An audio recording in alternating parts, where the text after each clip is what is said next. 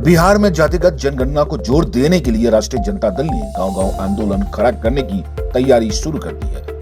इसी कड़ी में आज आरा में राष्ट्रीय जनता दल के युवा इकाई सहित राष्ट्रीय जनता दल के कई वरीय नेताओं ने एक सम्मेलन के दौरान बिहार में जातिगत जनगणना की मजबूती देने के लिए गांव-गांव में आंदोलन खड़ा करने की तैयारी शुरू किया है।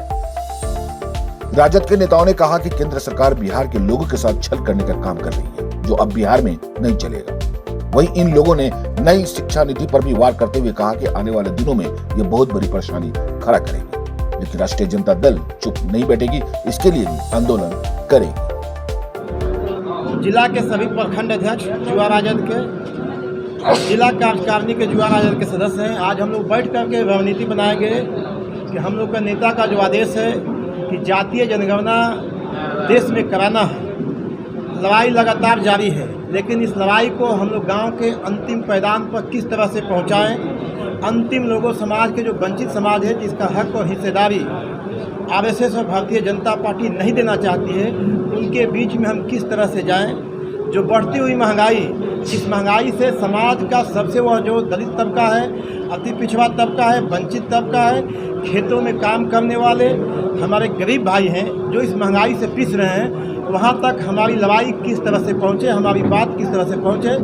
नई शिक्षा नीति, जो नीति लागू हुई है, अगर नीति चलती रही तो आने वाले दिनों में 90% आबादी जो दलितों की, अति पिछड़ों की, वंचित समाज की या कमज़ोर वर्ग की, वो शिक्षा से दूर हो जाएंगे, शिक्षा उनसे दूर कर दिया जाएगा। इन सारे तीनों इशू को लेकर के समाज के अंतिम व्यक्ति तक किस तरह से पार्टी अपनी बातों को पहुंचाए, उसी के रणनीति तय करने के लिए आज युवा राजद की बैठक है। आज हम लोग बनाएंगे कि गांव में किस तरह से इस लड़ाई को, इस आंदोलन को खड़ा करें। आज हम सभी साथी बैठेंगे और बैठने के बाद जो रणनीति तय होगी उसी के हिसाब से आगे कार्यक्रम जिला में चलेगा। नई शिक्षा नीति को लेकर आपने जहां विरोध दर्ज किया, वही शिक्षक अभ्युक्ति जो नियमावली आई है उसका भी लगातार विरोध देखिए, हो रहा है। एक बात समझिए, पॉलिसी दूसरी चीज़ है, वह कार्यपालिका का काम है, लेकिन यहाँ तो जब पॉलिसी रहेगी तभी ना, जब शिक्षा बचेगा तभी ना शिक्षक रहेंगे और विद्यार्थी रहेंगे।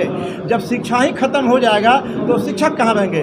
तो जो मूल इशू है कि संविधान को खत्म करके जो वंचित समाज का तबका, बाबा साहब अम्बेडकर ने जो संविधान में पढ़ने का ताकत दिया है, गरीबों को, शोषितों को, वंचितों को, आरएसएस इसी को समाप्त करना चाहती है। जब यही समाप्त हो जाएगा तो वो कहाँ से आ जाएगा। वो सेकेंडरी मैटर है, फर्स्ट मैटर है कि इसको बचा लीजिए।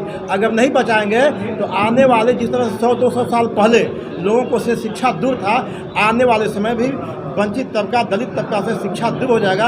यह लंबी लड़ाई है। इस लड़ाई को लड़ने का अभियान युवा राजद के कंधों पर है और युवा राजद के साथ ही आज तय करेंगे कि भोजपुर जिला के हर गांव में इस आंदोलन को कैसे खड़ा करेंगे, उसी के लिए आज यह बैठक है।